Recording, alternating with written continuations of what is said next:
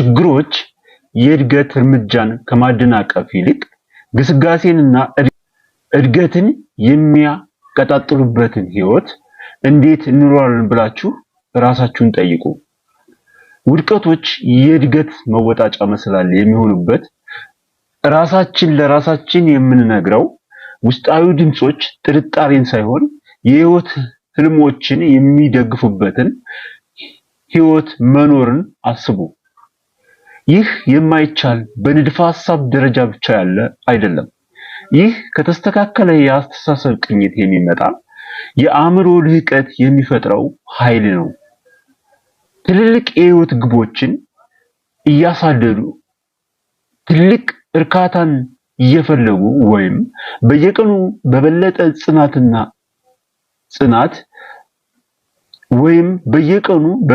ጽናት እድገትን ማስቀጠል የሚያስችለው ምንድነው ከተባለ የአስተሳሰብ ቅኝት ወይም ደግሞ ማይንድ ሴት ነው። መላ ህይወትን ትክክለኛ ቅርጽ የሚያስይዝ የማይታይ ስውር ኃይል ነው።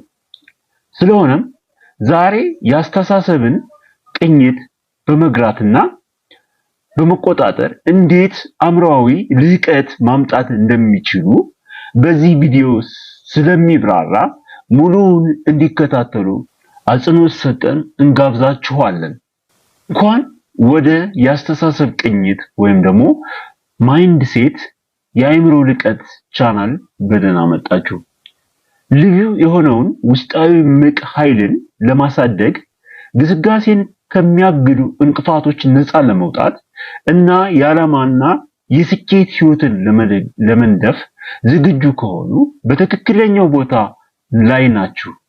ይህ የተለየ ሌላ አበረታች ንግግር ሳይሆን በሳይንሳዊ ጥናት የተደገፈ የአስተሳሰብ ቅኝት አእምሮአዊ ልህቀት ጥልቅ ትምህርት ነው።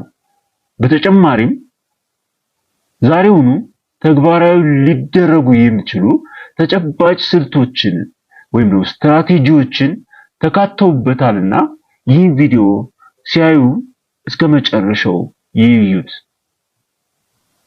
ይህን አዲስ የለውጥ ጉዞ አብረን እንጀምራለን።